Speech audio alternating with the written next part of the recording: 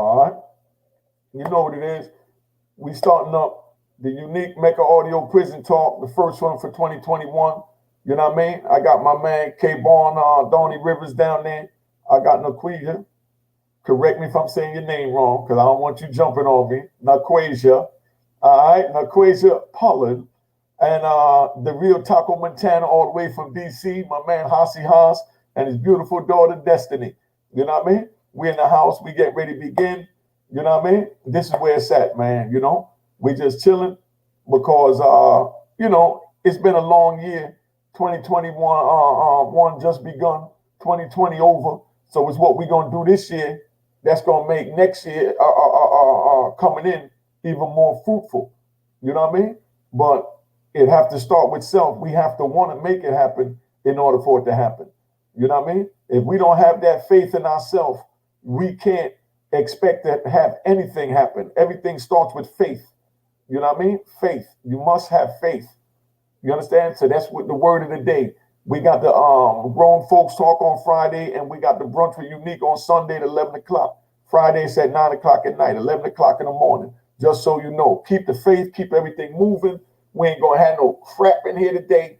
We ain't gonna have nothing. Naquasia, you know what I mean? So we don't need nothing. All right. So I'm gonna bring you up after I bring up my man Taco Montana real quick. You know, Taco, what's up, baby? Introduce yourself. Take your mute off, baby. Your mic. Your mic is on. Your mute is on. Can you hear me now? Yes, sir. What's up? How you feeling today? I'm feeling great. Introduce yourself, big homie. Yeah, this the real Taco Montana from DC, Northeast. Stand up. All right. You already know. Tell them a little something about who you are, son. I mean, let them know who you ran with, you know.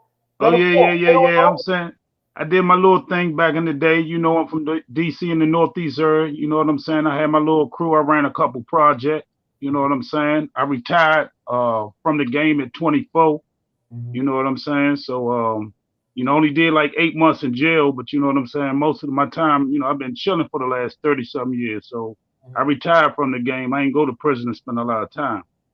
That's a blessing. You look good too, family. I appreciate that, man. You do too, man. That's why I like your message, man. That's why I'm attached to you. I follow a good nigga, man. All right. You know, that's how we gonna do, man. We here. And, you know, that's Taco Montana, DC's finest, man. I'm going to bring up, you know, one of New York's finest because I'm bringing two good men together. This is a good man I'm getting ready to put up. Wait till you hear his story and how he connected to me. Big, you know, K-Bon, Donnie Rivers. Tell them who you are, family. Peace and blessings, y'all. I'm Donnie K-Bon Rivers, founder of a nonprofit organization called I Am My Community up in the Bronx. You know, I also made the record Raps New Generation, Get On Up. You know what I'm saying? Invented the New Jack Swing. So, you know, I'm here born and raised in the Bronx, you know. Used to hang out in D.C., live in D.C. too at one time. You know, and it's a blessing to be on here with the big brother. That's family, man. That's family, Taco. You know what I mean? Yes, what's up?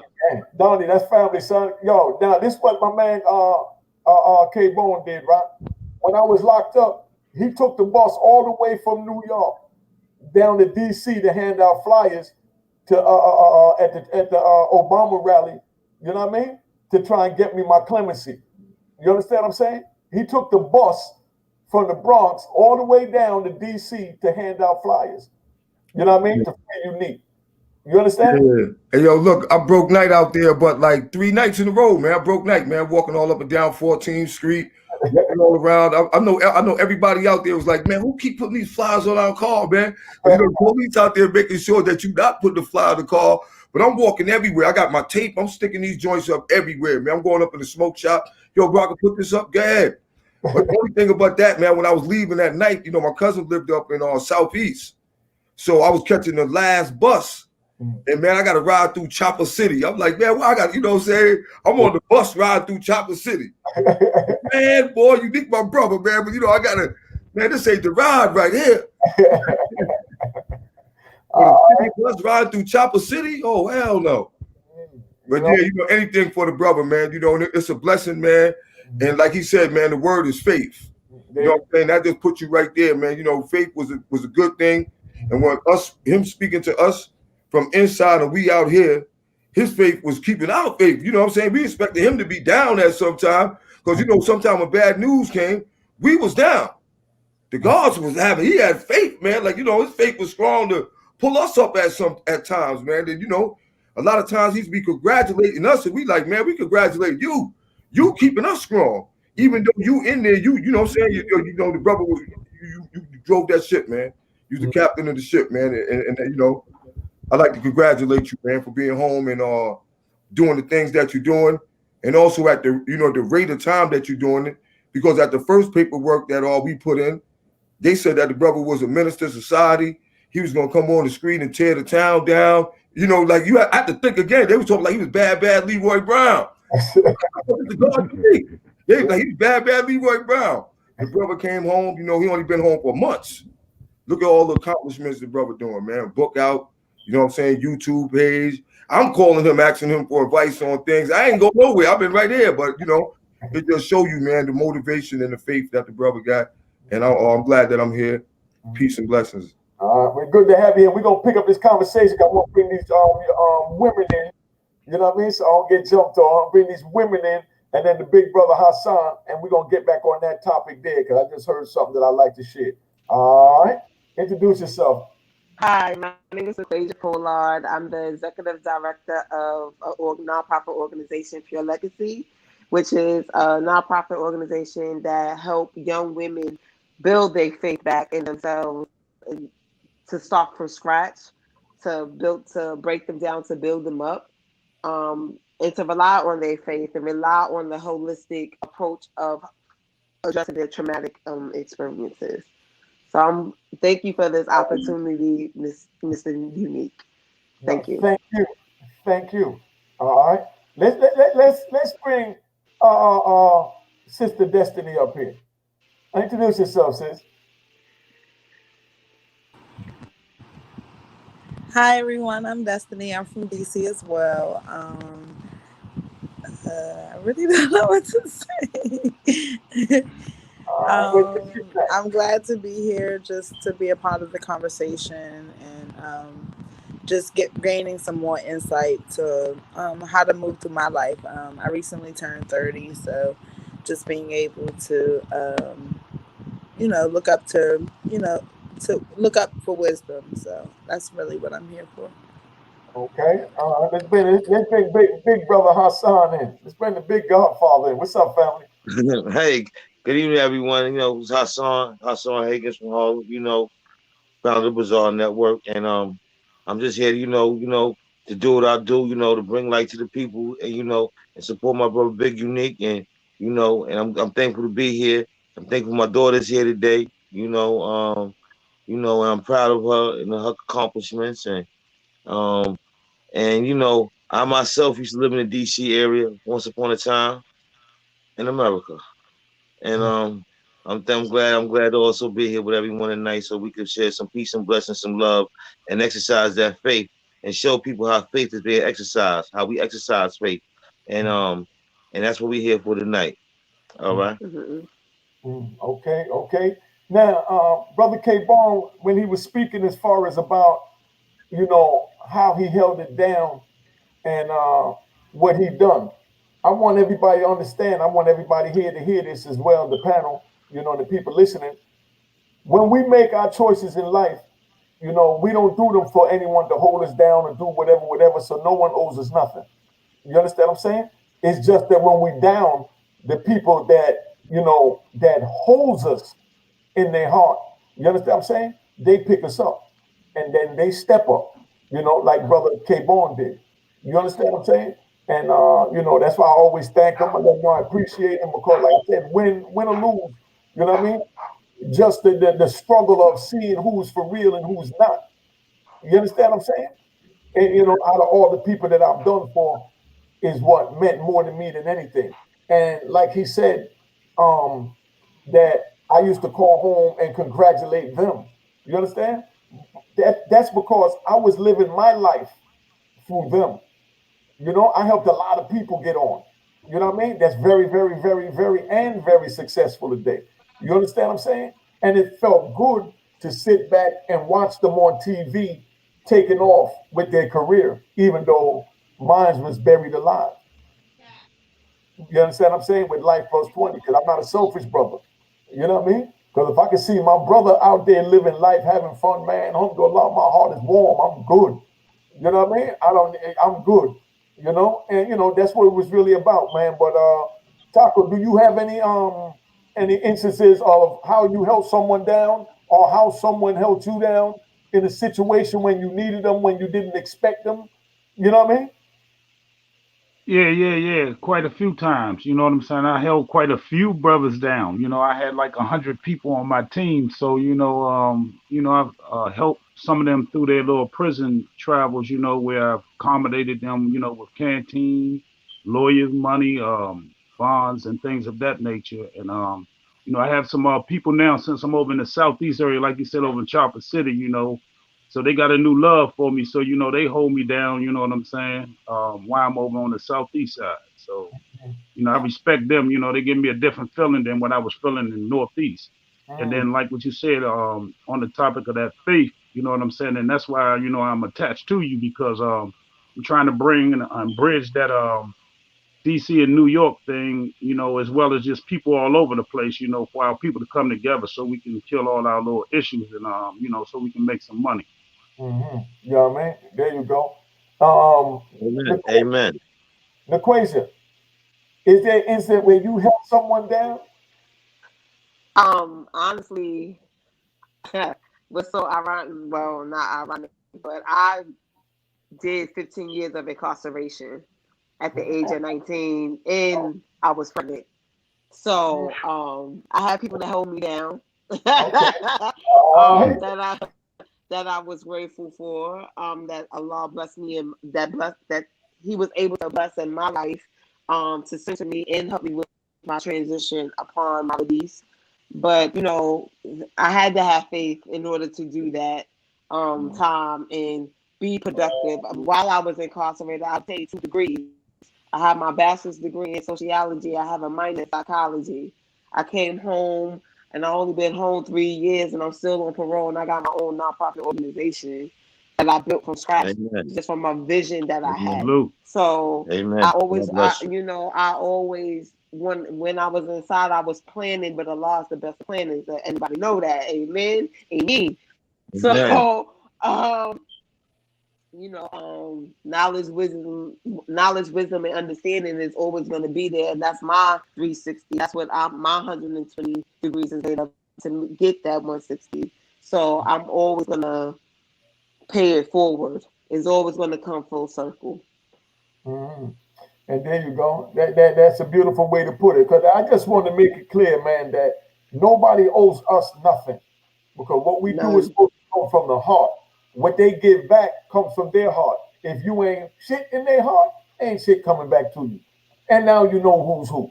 And then it's up to you if you want to keep looking out for that person or not. You know what I mean? So, it's where you at. You know what I mean?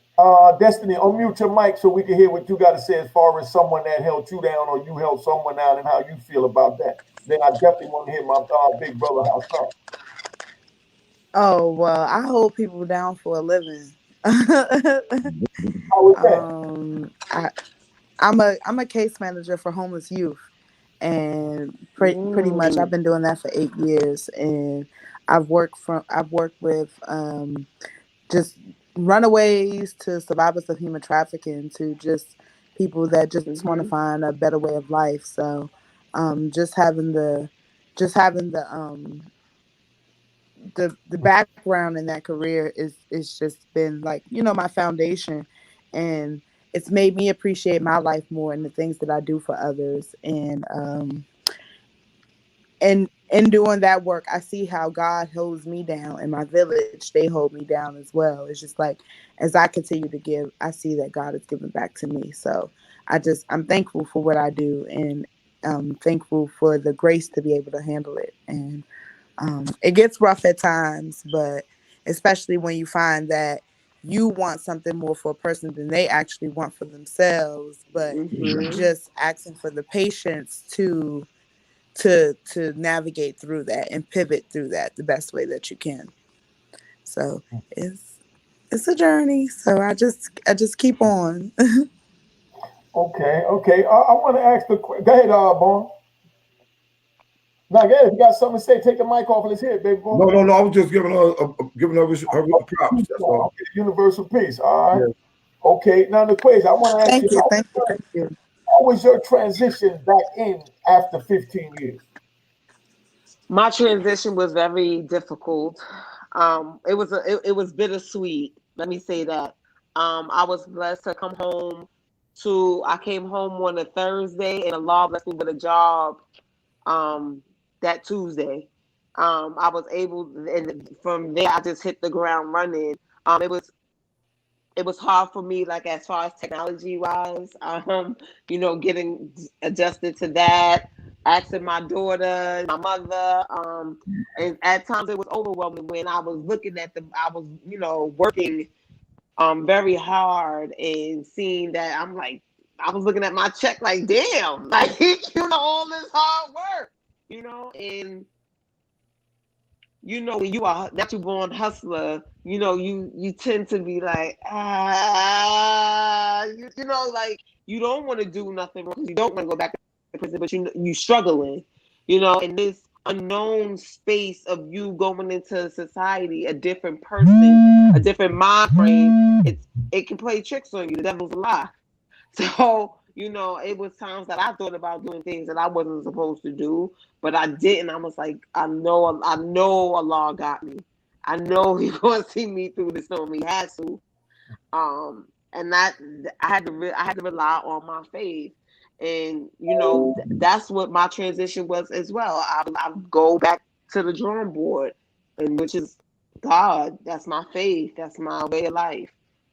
See, and that's how it was with me too. I'm not even gonna lie, because like many nights, I mean, I'm talking about I did 26, right? You can't fathom what it's like after, let's say, 15 years. 15 years, at my 15-year point is where the depression kicked in. Mm-hmm. You know what I mean? That was the test of my faith for real at that 15 years. You know what I mean? Because the first 5 years, you feel like, man, I'm getting ready to beat this. I'm going to have fun. You get to visit everybody there. You know what I mean? When a decade slide in, you know what I mean? Many slide off. There's a few still there. You understand what I'm saying? But, then after that 10 years, then everybody started asking, damn, nigga, when you coming home? You know what I mean? Because they feeling a decade. To me, a decade felt like 10 days. You know what I mean? Because I just did the same thing for that whole decade. We just kept fighting. That's all I knew. You know what I mean? So every day was just like one long day that just never ended.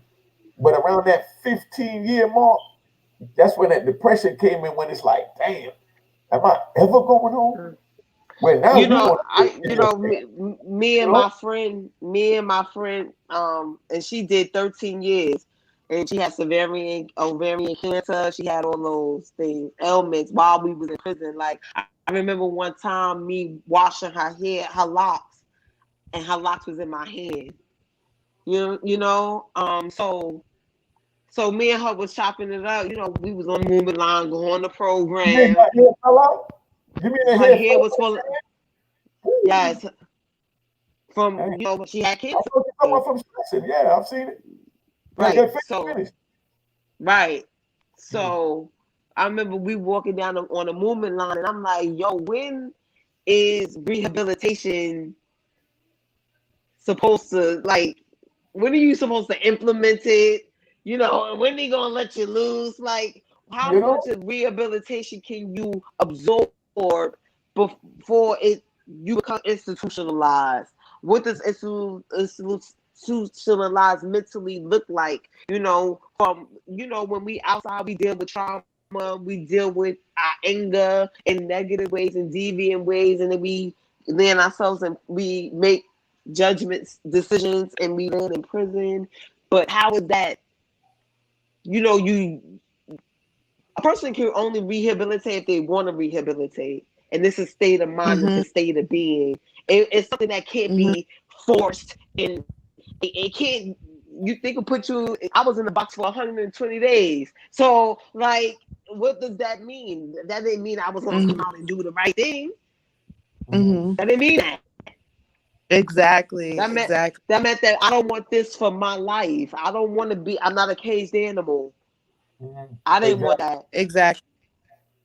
I went to school for criminal justice. I have my bachelor's in criminal justice, and I interviewed a lot of people and realized that they needed help, like rehabilitation, like life after prison. So like I always want, like, so that's why I flipped my career to helping people versus locking them up, like helping them with services, helping them get the things that they want to do, helping them achieve the goals that they wanted to achieve, because it's just really there was never nobody really there to cultivate that or to culture that into their lives. So just being that person, to be that one positive influence, that one person to say, yes, you can do it, yes, you can make it. Like, I just feel like there's like life after prison. So it's just like I wanted to focus on that and help in that area. You know, you So I'm also, glad and that you you know, all and of you. those. I'm glad that you spoke all of those things, because it just confirms why I started like my career in the path that I'm on. Is that, I just don't think that prison is the place to, I guess, learn from or suffer from your consequences. I just feel like, time heals everything. Time and life and karma and how things, go. I just don't feel like that's the ultimate route to rechanging Right. how people think. So I just really think that it's even more traumatizing, even more disconnect, even more, like you just said, like your re-entry was hard. Like, Hmm. I Okay. get it. Okay, Ball, go ahead, big brother. I'm gonna answer in a minute. Said, give me a second. Let the brothers answer on the panel. I see your question, big brother. Go ahead. Yeah, I'm just co-signing with Naquasia said that and you can't force nothing on nobody. When somebody want to stop, they're gonna stop on their own. And like I got my program, I My Community, and the reason why I named it I My Community, so I can deal with everything in the community. I can't do it myself, but I can network myself and put myself in enough positions where if I can't do it, I can send somebody to such and such that I done built a relationship with, that I know that they can help you with that. You know what I'm saying? But I focus on mental health awareness and parenthood classes and and anti-gang violence. But you can't really, and a lot of times I'll speak to people and they may be somebody that's on heroin. And I'll speak to them all the time and I'll tell them all the things that, I'll tell them about how you could get a job, how you was before you got on heroin. You could get a house. I'll tell them everything except for stop using heroin. And people ask me, they be like, yo, why you ain't never telling him to stop using heroin? Because a million people done told him to stop using heroin.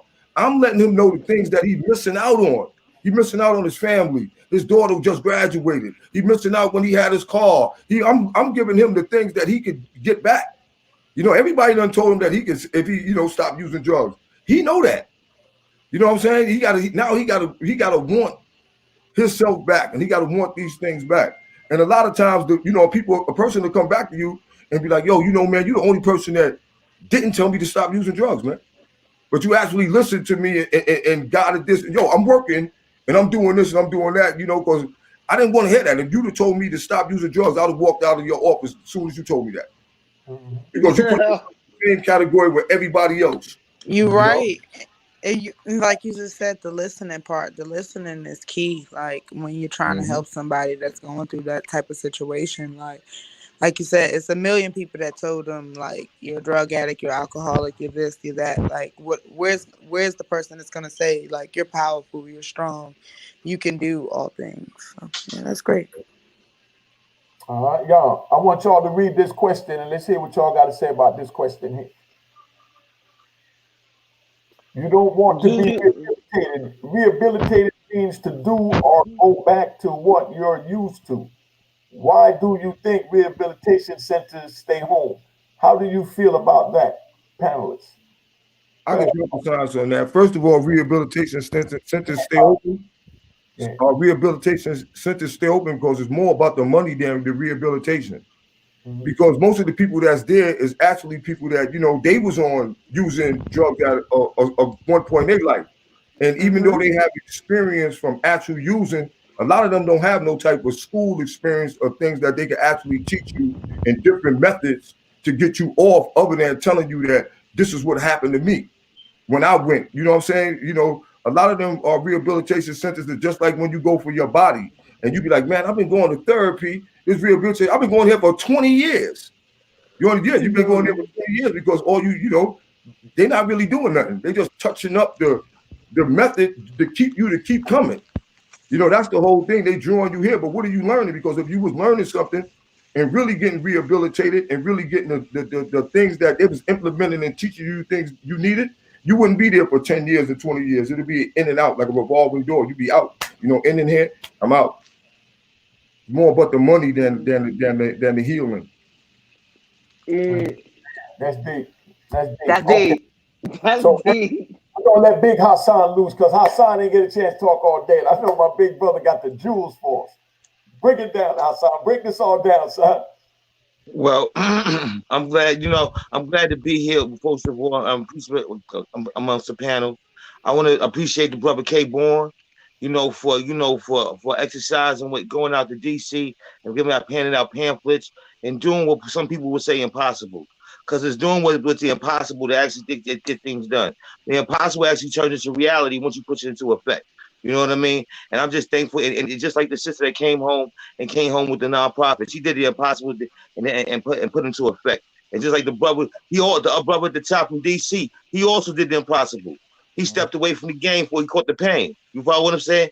All these things are things that are possible. All these things are faith. You know what I mean? All these things, you know what I'm saying, belief. You know what I mean? And the thing about it is just that we got to understand the game. We got to understand the card game, all right? This is what it is, right? If y'all would explain that to anyone if y'all would say that in a clinical setting and told someone that y'all were going to do exactly what y'all have done, y'all would be diagnosed with bipolar 1. Because bipolar 1 is being diagnosed having dreams with grandeur. Hey, you know what I'm saying? Speaking of things that you couldn't possibly put in effect.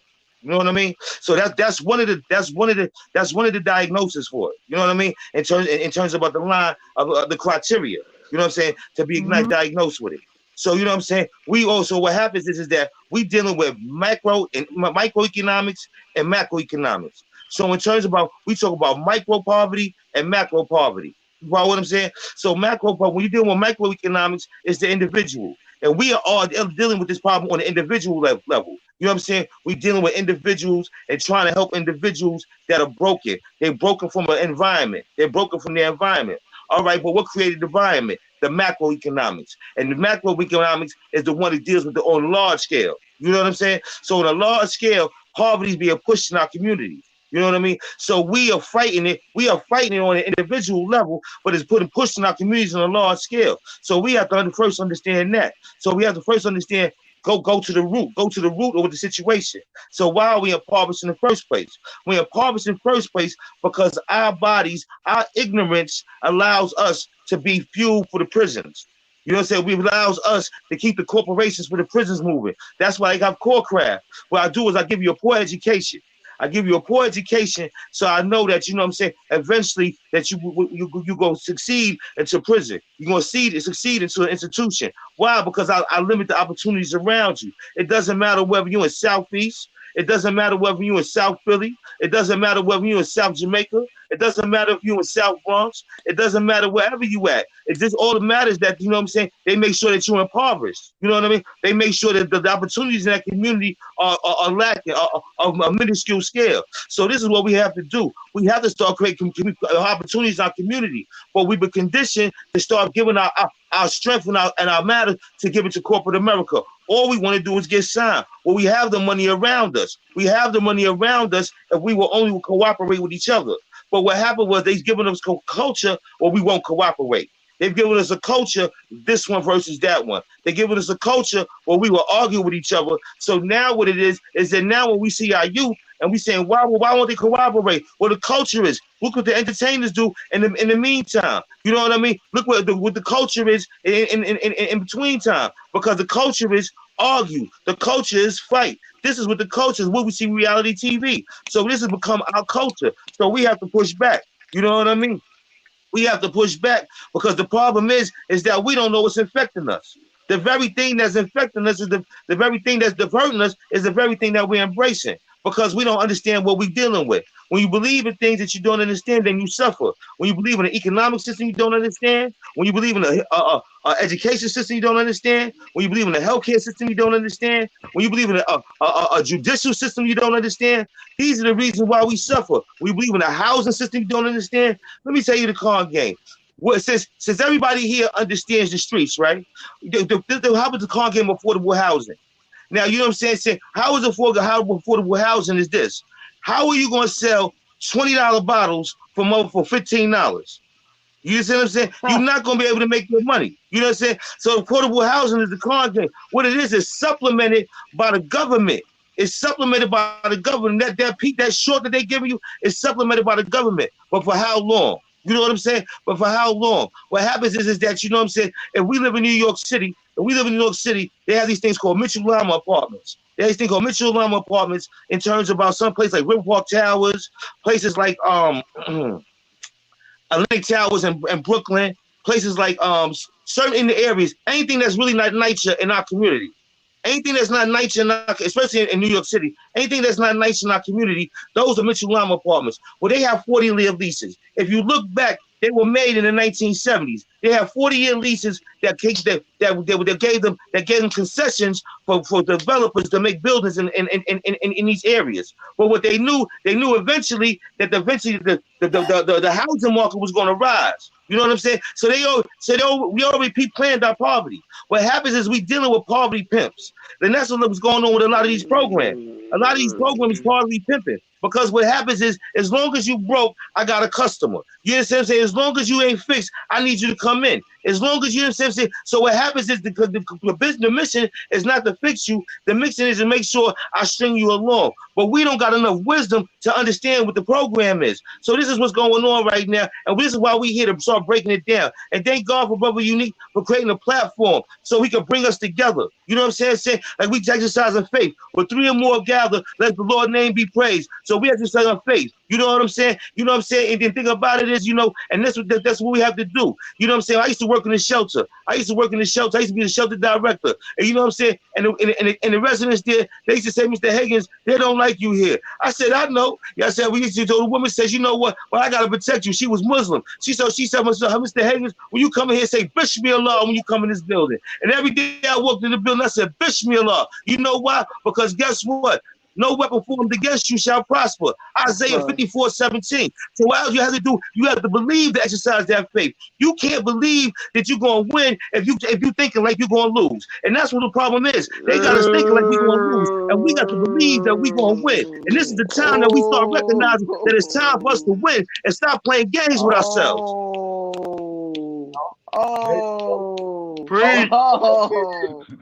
It all starts from yourself, man. And like I've begun this program, it starts with faith. You know what I mean? Got to have faith. Now, Zed Jackson asked me, okay, One Love King, how you feel about Harry O getting pardoned, and did you ever have any run-ins with him? Well, I done been all through his system, Taco. You know what I mean? I'm talking about, I've been all through ADX and everything. Now, I mentioned that because that's where I put that question back up there so I can answer that and stay focused. You know what I mean? Please.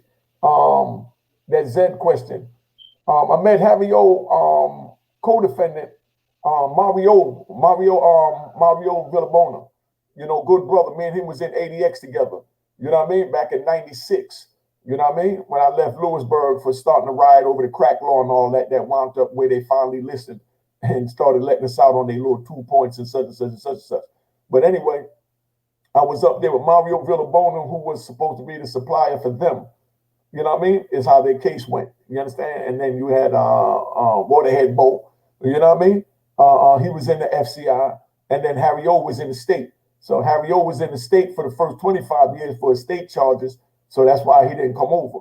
You know what I mean? So he just got over to the Fed probably 2015 or around there somewhere.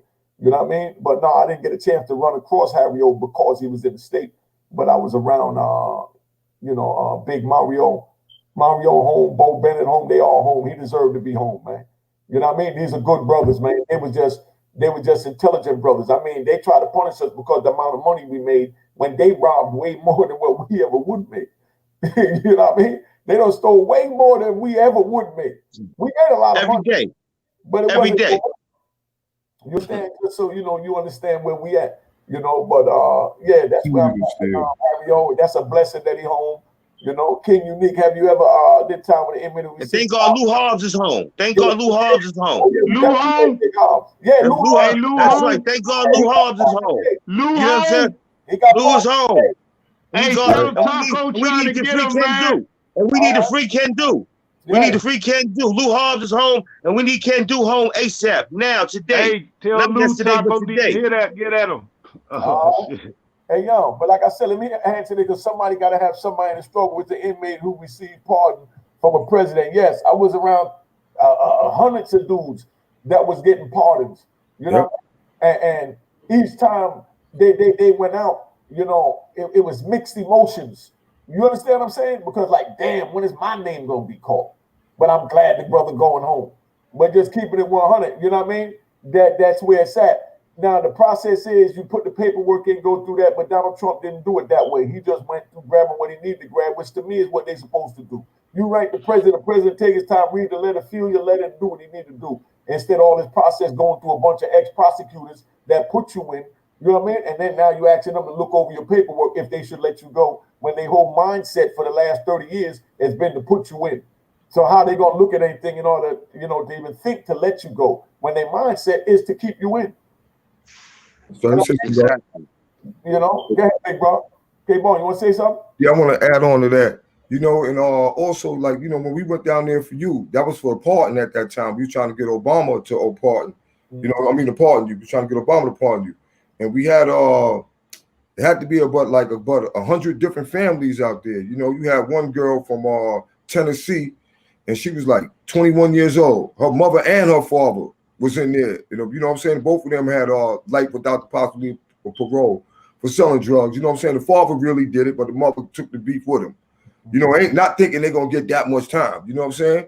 But and both of them got turned down. You know, so that was like crazy, man, to seeing this young girl, and she never really was with neither one of them because you know she was young, like 1 or 2 when they got locked up. Here she is, like 20, 21 years old, and she out there with her man. You know, her man was out there supporting her. You know, for her cause. You know, and to see that fight and to see the tears in her eye when nothing really happened for her, you know, it was hard. And you know, and also like like Unique said, the way Obama had it set up, whereas it was going to a committee. The committee was the same people who sent you there. Yeah. Now the way Trump had it set up is going back to like really your judge. So your judge seeing the things that you're doing, and your judge is impressed. Like, man, you ain't getting no trouble. You did this, you did that. You know, I ain't never seen that. There's a lot of people that was on that list. Oh, Tamika, this got to turn on. Oh God. Yep, I need you real quick. Man. You can't take that off. We're gonna pull you off for a second. We're gonna All right, I'm back, God. just wave your hand when you're ready. Are you good? Yep. All right, good. Let our song go. You good? All right. Pull it off. Yo, Hassan, go ahead, kick it, Haas. Listen, you know, wave your hand when you're ready, K-Bone. He said he what good. it is that this is what's going on, right? This is what's going on. This is a book from Gilbert Olustowski called Harlem, The Making of a Ghetto. All right? So when we all lived in Harlem, we grew up in Harlem, and we grew up in Harlem was a ghetto. But we didn't know they intentionally made it. You know what I mean? And this is a history of Harlem, The Making of a Ghetto, the Negro New York from 1890 to 1930. You understand what I'm saying? So this is the history of the whole thing, baby. You know what I mean? And we got to understand that we being systematic rats. We being used. An expert from the book right here, Inside Rikers Island. See, this is what we need to be reading. Why Oprah ain't got these on her reading list? You know what I mean? Inside Rikers Island. And it says here from Dr. H.C. Davis of the Correctional Education Association. He said, can anyone get out of prison with $50, limited skills, limited education, and hope to get anything more than a minimum wage job, and then be able to support their family, make restitution, pay court costs, and pay a monthly stipend to the parole board for the privilege of being monitored? We set them up to fail, and then we recidivate them. And then when they recidivate, we act offended. They can't make under these circumstances, and neither could you. So they understand what's going on. We don't understand. We making appeals to people who already understand what's going on. You know what I mean? We have to understand what's going on so we can figure out how to fix ourselves. You know what I mean? Because just like the brother says, the program is not going to help you. I worked in workforce development. I worked as a substitute teacher. I worked as a shelter director. So you know what I'm saying? It starts here. It starts here. We got a poor mindset. We got poverty of the mind. You know what I mean? Because we got the resources and the tools. If somebody in the jungle could live in the jungle with nothing, how we can't make it here and we got resources and all these things accessible to us? Because we not working together. We not acting like cohesive units. The only reason why people saw all that fortune and fame because in the team in the early days is because people worked together. You know what I'm saying? We trying to live a nostalgia age, you understand what I'm saying, of being this glamorous guy where people work together. You understand what I'm saying? And then on top of that, then what happens is we letting the internet demonize these brothers. We letting the internet sensationalize this situation. You know what I'm saying? See, these brothers reacted to situations and the environment that they grew up in. This wasn't something to be down or be cool or be this whatever. You know what I'm saying? This is us responding to our environment. Sociology is how people respond to the environment. So what happens is when you put people in a poverty environment, then why do that's how they're going to react. And if this wasn't the reaction, then why is the same way in South Jamaica, Queens? Why is the same way in Harlem? Why is the same way in Brooklyn? Why is the same way in the Bronx? Why is the same way in Southeast? Why is the same way in Northeast? Why is the same way all throughout the ghettos in the United States? Well, you know what I'm saying? But we don't understand how to fix it. We don't understand because we appealing to the wrong thing. We try to fix the problem with the wrong solution. You know what I'm saying? We worried about marching. You know what I'm saying? We worried about marching. They not worried about marching. If we understood about marching, we will understand that Gloria Richardson is the woman who created the March on Washington. This woman is created a March on Washington. Then how is it this the first time you're hearing her name? Because Martin Luther King, they gave it to Martin Luther King and them, and it became their march. But initially it was her march. And she was from Cambridge, Maryland. And guess what? In Cambridge, Maryland, they weren't being nonviolent. And they weren't being nonviolent so much to the fact that Robert F. Kennedy had to go out there and talk with them. You know what I'm saying? And we not inside of violence. We talk about having organization. We need organization in our community. Aren't we tired of seeing the corner store men flirt with the little girls? Aren't we tired of seeing our children out here on the corners doing nothing? Aren't we tired of seeing our elderly people not have the things they need? I mean, you know what I'm saying? We got this getting up in the gangster life. You know what I'm saying? But what happens is you checking on the people? Are you checking on their people? Are you? Because what happens is after you get incarcerated, your family's out here. And even so, what happens is even if you can't send your man a kite, even if you can't do this, you can't go check on his mother. You can't go check on his kids. You can't go check on his auntie. See, there's no code anymore. So that's why there's no real fortune anymore. We don't have any code, so there's no more fortune. You know what I'm saying? So this is the situation, what's going on in the streets, because we playing pity pat with ourselves and not realizing what's going on. You see what I'm saying? And everybody want to be cool, but really looking like a fool. Everybody's a hustler, but they turn it into customers. You see what I'm saying? You getting all this money and taking it to the dealer. You getting all this money and taking it to the jeweler, and then you walking up in the judge with a legal aid. The hell is going on? Excuse me. But you know what I'm saying? So you know what I'm saying? So this is the problem. You got all this money at the store, at the furrier, at the this, but you ain't got no money for the bail bondsman. You begging, you sitting there begging everybody this, that, and the other. You follow what I'm saying? Y'all playing the game backwards. If you're gonna play the game where it's supposed to be. I remember my godmother Nola Rutledge said, she told me this, Nola Rutledge. She told me this. She said, save that money for the lawyers. You follow what I'm saying? See, the Jews came from the elders, but we don't want to listen to the elders. We ain't listening to the elders no more because we think it is about being cool. We don't understand the elders, they've been there, done that, and they doing them right now. So they ain't got a time to keep up with doing this, that, and the other. You know what I'm saying? They got a little bit of wisdom. You know what I'm saying? You might as well stop and give it to them. Because I'm still here for one reason. Because when I was on Hustle on 107 of God Brewer, it was an old timer. He used to wear a tatted up mink. I didn't even know he was a millionaire. So one of the OGs on the block said he was a millionaire. And you know what he used to tell me? He said, that's right, young blood. Stay away from the crowd. Because I was from Harlem. So now I was hustling on the block in whole nother borough. You know what I'm saying? So you know what I'm saying? I was with the people, but not with them. You follow what I'm saying? So boom, I used to stay across the street. And boom, the old timer, and that kept me alive to today. That's why I'm sitting here talking to you today, because I wasn't trying to be a part of the crowd. That's why nobody knows who I know. That's why people confuse who I know and even where I'm from, because I wasn't trying to be a part of the crowd. You follow what I'm saying? But that's neither here nor there. What we're here to do is save these lives, right? Because my daughter, I disappointed her. How do you think she felt all of them years I was behind there? You know what I'm saying? It was a joke to me. It was a game to me. And I had to have my own back in the joint. You follow what I'm saying? I was the loan shark. I had the gambling board. You see what I'm saying? Anything, any hustle that I could shake up that, you know what I'm saying? They ain't tell drugs. You see what I'm saying? And maybe some of that's every now and then, but that's not even nobody's business here or there. But the situation is that I thought it was a game, and I told the people when I got shot down for parole, I told them, listen, you know what? I told them, you know what? Before I went to the back and told him, I said, you know what? I'm going to tell everybody I made it. I said, I'm gonna say, you know, I'm gonna make these niggas, you know what I'm saying? I'm gonna have the yard going crazy. Because I had just beat a nigga up in the mess hall. So just beat somebody up in the mess hall, I said, you know what? I'm gonna make them laugh. So when I came back on the yard, I said, I made it. They said, oh, what? New York made it? New York made it? Oh, shit. New York made it? How he made it? He made it? For real? And then, you know what I'm saying? Until I went to the phone room and called my daughter, and she said, Daddy, you coming home today, right? I said, you thought I was coming home? She said, yeah. I said, I ain't coming home today, baby. I'm sorry.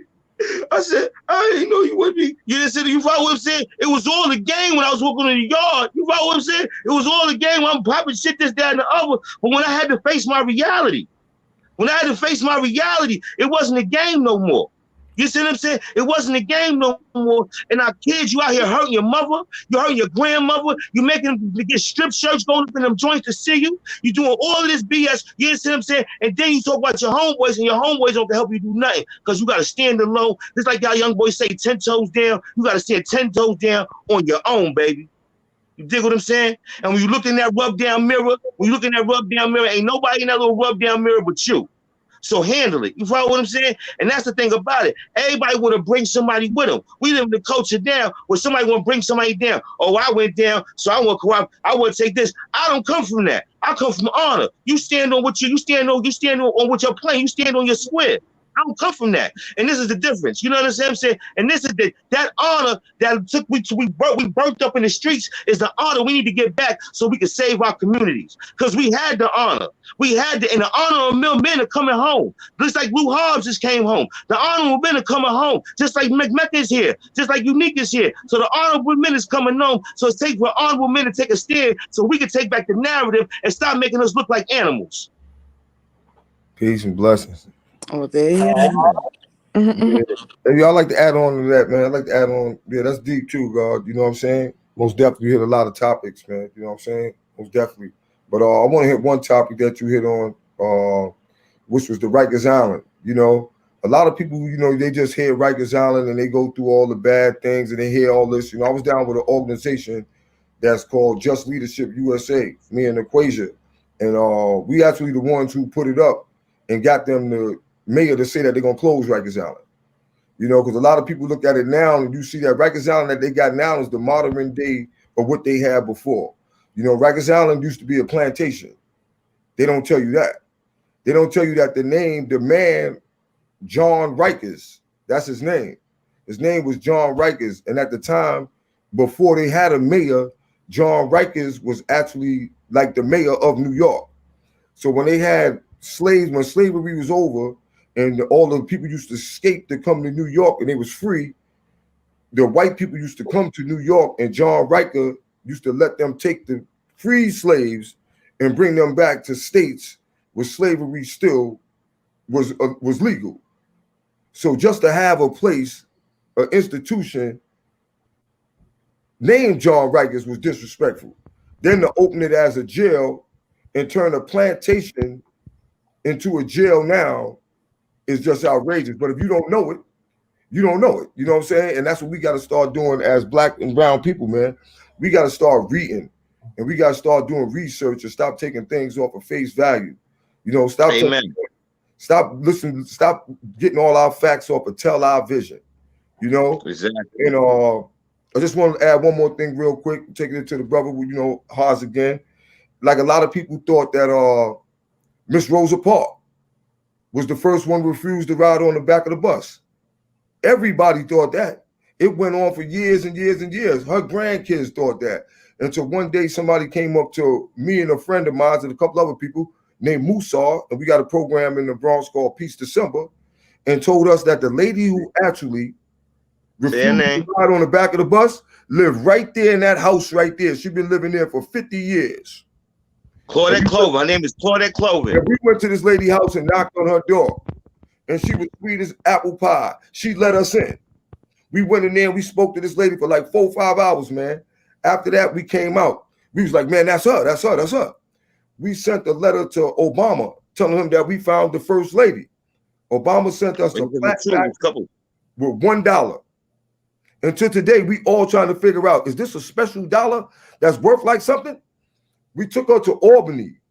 Nobody wanted to hear nothing that we said. They was like, man, get out of here. You know, Miss Rosa Parks. We had to go to the white man. We sent out to Supreme Court. When Supreme Court sent us that back, we got another letter from Obama. We took her to Albany. Around it, we got a stand up round ovation. Everybody shook her hand. We got a holiday in New York State, Miss Claudette Cloven Day, every March 3rd. Okay, see? Mm-hmm. Miss Claudette Cloven Day. That been going on for 3 years. On March 7th, 2020, on the Parkchester 6 train when you get off, because she lived around here. Bless you, brother. That's not called all that's different now. That's called Miss Claudette Cloven Day. God bless you. Right now, thank you. And right now, Miss Claudette Cloven lived back in Alabama, where it all started at. And for the last year, and this year also on March 3rd in Alabama, is Miss Claudette Cloven Day. So, you know, we moving, man. You know, other states need to go, so we need to start doing our history, stop taking things on face value, and start recognize our real heroes, man.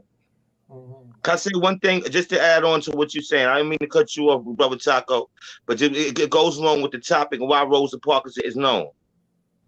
Because Rosa Parks is known because another name, a name that's not known, is a woman named Reese Taylor. Reese Taylor was a woman in Alabama that got raped by 5 white men on her way home from church. You understand what I'm saying? And what happened is that they refused to arrest the white men. So what happens is that Rosa Parks went to try to get Miss Reese Taylor some type of get arrested. Her name is Recy Taylor. Reese Taylor. Look her up, because there's a book about her named At the Dark End of the Street, and how rape is part of the reason the civil rights movement was started. It's called At the Dark End of the Street by a woman named Danielle L. McGuire. I don't have it. I have the book, but I don't have it in front of me. So what happens is that it's called At the Dark End of the Street by Danielle L. McGuire. So Rosa Parks was trying to help this woman get the prosecutor to prosecute these people. They never did. They finally, when she was 90 years old or something like that, gave her some type of accolade for, you know what I'm saying, for her trials and tribulations. Oprah said something about her after she was 90 years old. But the reason why Rosa Parks was so known was because when the news media was there at the Reese Taylor trying to get them on to get them prosecuted, then eventually Rosa was the one on the bus. Yeah, so that's when the news media. Let me add on to that too, God. At the time, Miss Claudette Cloven was 15 years old. Right, exactly. 15 years old. She was dark skinned. She was pregnant. Yes, sir. With no man. She had no man, and she really got on the bus and Miss Rosa Parks was her mentor. So she really got on the bus and was like, they told her to sit down. She was a rebel, 15 years old, pregnant. I'm not trying to hear all that. She was like, nah, I'm not sitting on the back. I'm tired. They arrested her. She went back and told Miss Rosa Parks what happened. Miss Rosa Parks said, you know what? Her and the double A NCP said, you know what? NCP, right, exactly. They said, you know what? We're going to see if it happened to you, because you light-skinned, you smart, you older than her, you a grown lady. That's why people are like, how's she still alive? She was only 15 years old. Exactly. So Rosa Parks she went and tried it. That's why they had the cameras there. They said, let's see if it happened. Right. She went on there. They locked her up too. You get locked up too. Right. We don't care if you light skin with the fair skin and all that. They locked her up. Right. They had the picture. Right. Now Miss Rosa Parks knocked Miss Claudette Cloven out the box. They chased her out of town and took all her fame for all them years and ran with it. Don't forget, they never mentioned her. So now I ask myself this: if she's a part of leading the civil rights civilization, I mean, you know, the fight, right? The movement, right? The civil rights movement, and they always mention Miss Rosa Parks was a big, strong part. They all knew that she was lying from the first day, because they all did and took the picture. None of them never mentioned Miss Claudette Cloven, right? So what else did they know but each other? How strong was the civil rights movement? Well, and that's the thing. The thing about it is this, like I said, the reason why people even galvanized behind Rosa was because the representation she had with Reese Taylor. So you know what I'm saying, the NAACP, you know what I'm saying, you got to understand, you know what I'm saying, that situation people were angry about and nothing happened. People were angry about the South. This woman wasn't the only woman being, you know what I'm saying, raped by Black women. Like I told you, this book at the Dark End of the Street is an account of it going on throughout the South. You know what I'm saying? Yeah. It's even a soldier wrote FDR and said, I can't fight on the lines in another country and worry about my family, my mother, my sister, and worrying about whether they're going to be attacked in the United States. You know what I mean? So this is something, you know what I'm saying? We have to know the history. We have to know the oral history. You know what I'm saying? The average called the griots. You know what I'm saying? You know what I'm saying? We have to know the oral history because we have to start and that's why, just like you said, you the television, you know what I'm saying? You just can't go to Google for everything. That's right. You know what I mean? Because what happens is that once we start giving them, all these what do you call it? Conveniences. You become a slave to conveniences. You know what I mean? You become a slave to these conveniences because now you no longer do them yourself. You know what I mean? So what happens is that, you know what I'm saying, a lot of our freedoms and a lot of these things are being taken away from us surreptitiously, which means sneakily, with stealth. You know what I mean? They say taken away from us, and we don't understand what's going on. And it's going on in Southeast. You know what I'm saying? You know what I'm saying? Just like, you know, say Jim Brown here, he said on 4th Street, you know what I'm saying? It's going on 125th Street. It's going on in Jamaica. It's going on everywhere. And science is this. This is what science is. If you put two variables together and have the same outcome, then you have a science. So they have our science down to our demise down to the science. You know what I'm saying? You know what I'm saying? I think Brother Taco wanted to say something. I apologize, Brother Taco. You know. You on mute, Taco? Your mic. Yeah. You on mute? We can't hear you, Taco. It gotta be. Oh, you damn sure is it? Yeah, we just mute. Now Taco ain't looking at us. Yeah, he's not. Yeah, but he's not listening. Yeah. Yeah. All right. Let me pull him down. Hold up. So we're gonna finish building. Okay, he looking now. Yeah, I think he's looking. Taco, you could hear us? Nod your head if you could hear us. Yeah. All right, let's go. Now we can hear you. Now go ahead. We couldn't hear you at first. Go ahead, say it all over again. We can hear you. Now you're muted. No, you took it off again, Taco. You're muted. I don't think it's them. Now he just muted. I can see what he's muted. Oh. You're good right now. Now talk.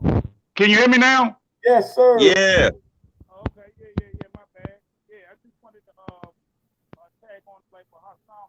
Go closer to the thing. We can barely hear you. Yeah, I wanted to tag on to what Hassan was saying about the elders. Can you hear me? Yes, sir. Yeah.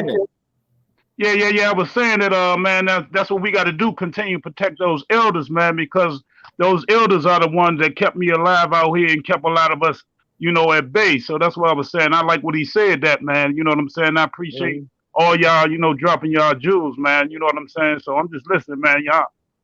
Y'all continue to do what y'all doing, man. I appreciate it if nobody else do. I appreciate what y'all doing, man. Thank you, brother. Thank you, brother. Thank you, brother. Because you know, hold up, huh? See, let's speak on this real quick, right? On the same topic, we're gonna flip it, move it around, and keep this thing, you know, entertaining and educational. Now, remember back in the days, I know K-Ball remember, and I know Hassan, and I know Taco remember. Remember back in the days when the old heads before us, that was the number runners and the you know, things like that, where they taught us that you don't sell drugs during school time. You understand what I'm saying? That's right. That's right. Yeah. That's right. You never hustle during school time. That's right. Yeah. You know what I mean? Never. When you know this is That's school right. time, you know to get out the way so these kids can go in and out the building right. without seeing the foolery that we chose. That's right. You know what I mean? No matter how much money you make on Sunday until the afternoon. All the time. That's right. That's another thing. Yeah. We couldn't come out on Sunday until after afternoon. Yeah, that's right. That's right. So, do That's you right. feel they're doing that now? Do you feel they're doing that No. now? Oh, nah, man. These brothers right now, man. No. Yeah. They're not doing it. No. Brothers don't even have respect for each other. That's why I got the parenthood class. This is the first time I ever heard, or seen people disrespect their parents and disrespect the adults. It's like the bridge is broke right there, man. I remember back in the days where if somebody says something about your mom, somebody can slap you all day and may argue with you. You can beat them, but you don't want to fight them because it's wasting your time. I done beat this dude up 2-3 times. Yeah. But if he said something about your mother, it was all hands off. Right. You got the Jolly Green Giant. You and the Jolly Green Giant, you at 12 pounds was gonna fight the Jolly Green Giant because he said something about your mother. Right. Nowadays, dudes is like their mother's their worst enemy. You see dudes disrespecting their moms, the females fighting their mothers outside. You like, whoa. They getting to live tomorrow. You know what I'm saying? Like, man, whoa. Hey, yo, God, you know what? Some females came up here and told me that the younger dudes is fighting the females and like they're dudes and beating on them like they're dudes. Yes. Did y'all hear this too? Yeah. Yes. Beating on their mothers too. Huh? Yes. Beating on their mothers too. Beat on the mothers too, man. You know what I mean? Ladies, Yeah. I have to go through the ladies and be like, yo, what? Like, no, I'm not. Like, you did what to you? Like, yeah, they beating up their mothers too, man. The worst case is when the kid in the Bronx cut his mother head off and then held it up on some kind of. That's the worst case. The kid in the Bronx cut his mother's head off a couple years ago. Like that happened in the Bronx, man. One kid, man, everybody used to tell, like he cut his mom's up, put on the suitcase, and then when he got his little sister from school in the school bus and was just chilling, like nothing happened, But I blame a lot of this too. Like about 20 years ago, God, I say not even 20, like 15 years ago, right? It was an era that turned around, like something, a little wave came through where all the females was disrespecting the men, like really like throwing dudes out. Like dudes wasn't in jail to not be with their family. They just was right down the block and the girls cut them off because they was going with that, I don't need no dude, you know what I'm saying? I could pay my bills and all that. Everybody was rocking where I could do my own thing. I don't need no man. I'm Miss Independent. And that right there destroyed a lot of young men. And right now, the young men they like 18 and all that. And their number one enemy is their mother, is the female, because they feel like, yo, man, all you did was really like, I never got to be with my pops. This dude was down the block. He didn't do no time. He was right here. You know what I'm saying? You got me. I'm dressing like you. I'm doing all this like you. And they gave them a lot of things. And I used to always correct them a lot. They used to come out like, yo, it's me and my young king. This is my king. I was like, yo, this dude is 2 years old. This is my king. If that's your king and he's 2 years old, like, hold on, ain't this a prince? Right, let's call him off as a prince. Right. And you giving them all. And look, I'm gonna stop real quick. I'm gonna be finished real quick. You buying them everything. You walking around. You giving him this title as a king for 17 years. And as soon as he turned 18, you throw him out on the street. He ain't got no more Gucci sneakers. He ain't got no more Merm jackets. Right. He ain't got no more Pele. He ain't got no more $300, $600 jeans. What you think he gonna go out and do? Exactly. He was a king for 17 years. He just went to the bottom of the barrel last night. Yeah. There's a good possibility that this kid gonna join a gang.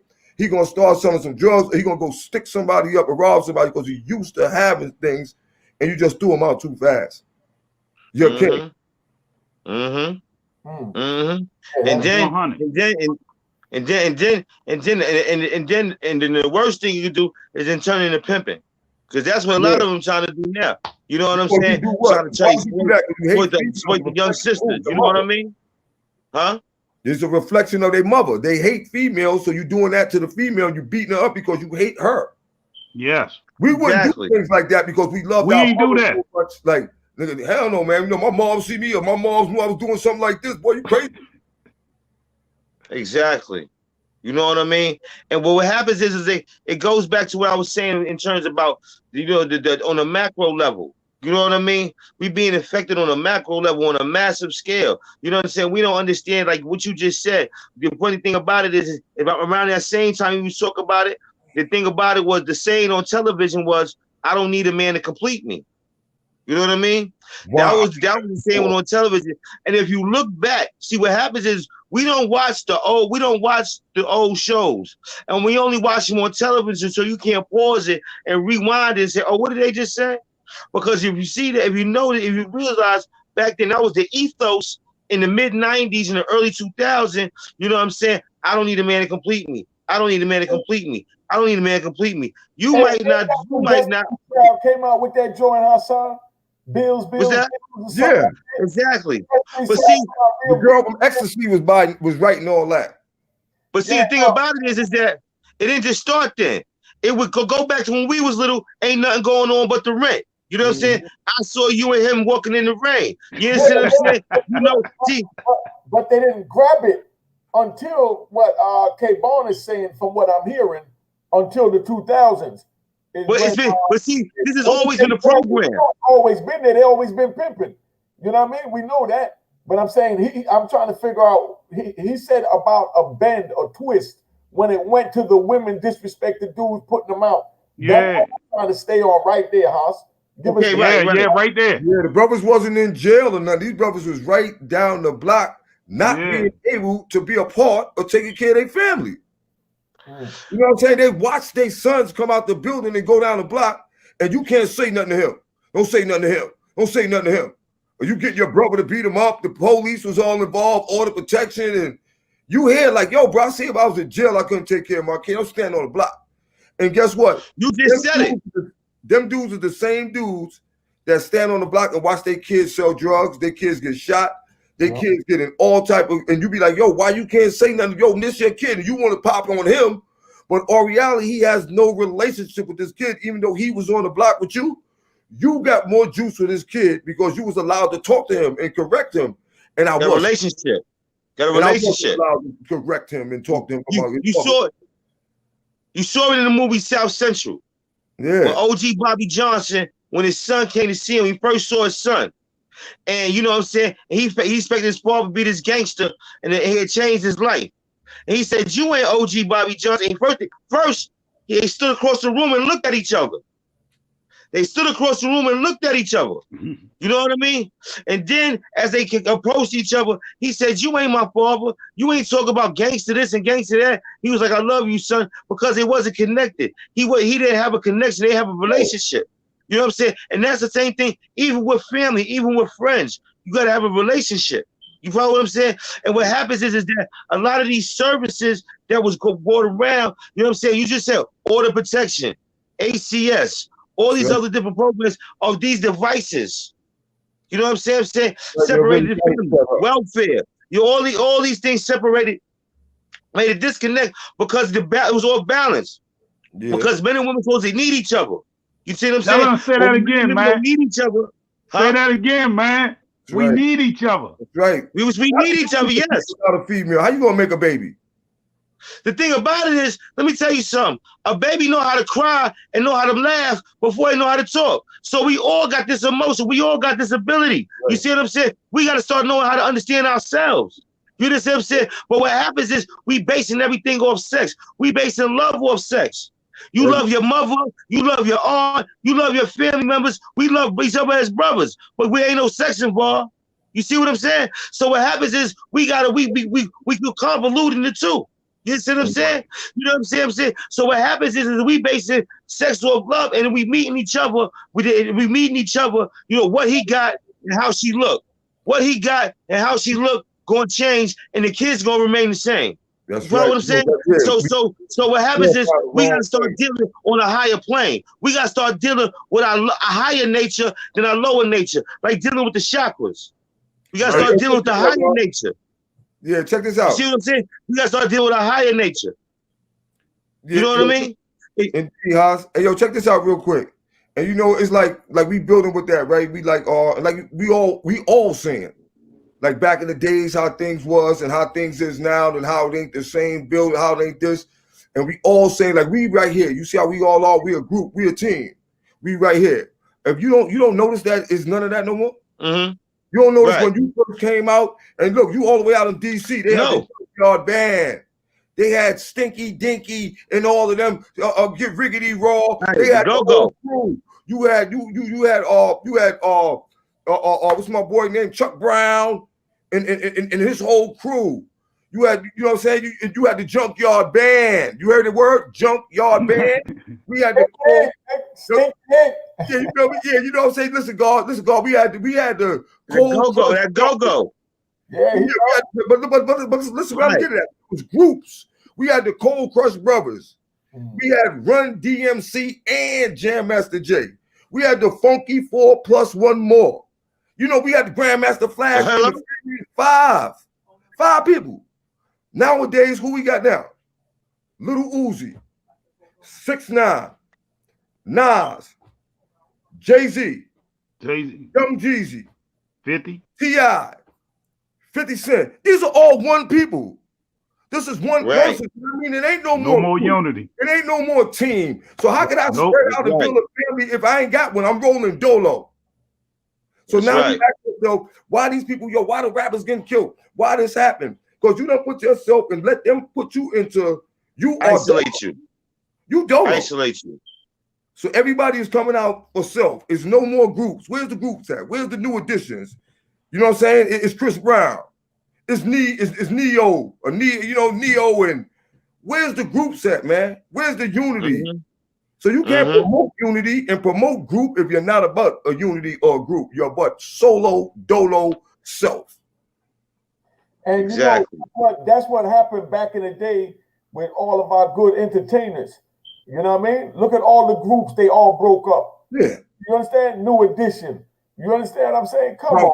Man gotta go solo. Mike Jackson gotta go solo. You know what I'm saying? Come on, man. Jackson 5, right. Yeah, no more Jackson 5. We just need Jackson 5. We're over 4 people away. We just need Mike. But see, the thing about it is what part of that Commodores no more.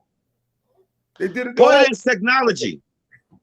Part of that's technology. Part of technology, you know what I'm saying? They started reducing the amount of people being needed, and people started buying into it. You know what I'm saying? People started buying into it, and now, you know what I'm saying, now the drum machine instead of the drum itself. You know what I mean? They don't even play the guitar anymore. You know what I mean? So, you know what I'm saying? What happens is that, you know what I mean? Now it's all sound machines, and now even to the auditory cortex, it sounds different. You know what I mean? And now what happens is that when we talk about with the drum beat, you know what I'm saying? With the drum beat, boop, boop, boop, back. You see what I'm saying? What happens is that every in our black music, every song, every genre of music got the drum beat. Gospel music, R&B music, hip hop music, you know what I'm saying? And what happens is, no matter where we was at, all you had to do is say somebody jump, but do that drum beat, but boom, boom, bap, bap, and then we all start nodding our heads. What happens is the music business, right? A few years ago, they started changing. All the young people started changing. You know, they took the drum beat and they started shaking their head like side to side like this. Now you off rhythm. When you put your head like this, up and down like that, you on rhythm. Yeah. You so on rhythm. You could even right. You see what I'm saying? You want so what happens is we've lost our balance. We don't understand, you know what I'm saying, the aggregate is so many different devices. You know what I'm saying? To throw us off balance. We living in life as anxiety. We living lives with anxiety. Why? Because we living by the clock. We living by the rent. We living by the, you know what I'm saying, all these different bills. So it keeps us in a state of anxiety. We don't never have a peace of mind. We don't never straighten it out. Why do you think so many brothers start straightening it out when they go to jail? Because all of a sudden, you got a different issue to deal with. You ain't got to deal with rent, bills, and this, that, and the other, but you got to deal with, you know what I'm saying, betrayal, and this, that, whatever the case may be. But so the situation is like this. You know what I'm saying? We got to understand that our whole environment is making sure that we can exercise this to its greatest degree. You understand what I'm saying? To its greatest degree. You know what I'm saying? And we not using it. And we are choosing using it. We want to live like animals, because when all you want to do is eat, and all you want to do is have sex, then that's the Hindu's definition of living like an animal. You follow what I'm saying? So what happens real quick, I don't. Now, what Haas was saying, like with the music and the beats, and that's true. You know, we come from African beats and even Brazilian beats and all that. Even you go to Puerto Rico and all that, and you hear the boom, boom, boom, boom. You know, we vibe with beats. Our ancestors vibe with beats. Now, what's going wrong nowadays, Haas, that a lot of that trap music and that drill music, that is demon music. Them records that you hear, you could play a lot of them records backwards, boy. Play them records. Listen, God, you play a lot of them records that you hear, them young kids playing. Play it backwards. Mm-hmm. Play the beat backwards, and you will hear stuff talking to in the background. These dudes is playing with each other. They make this music. No, you know what? You're right. And that they play. Listen, God, they playing with that music, and then when that music is out, they got that demonic music out.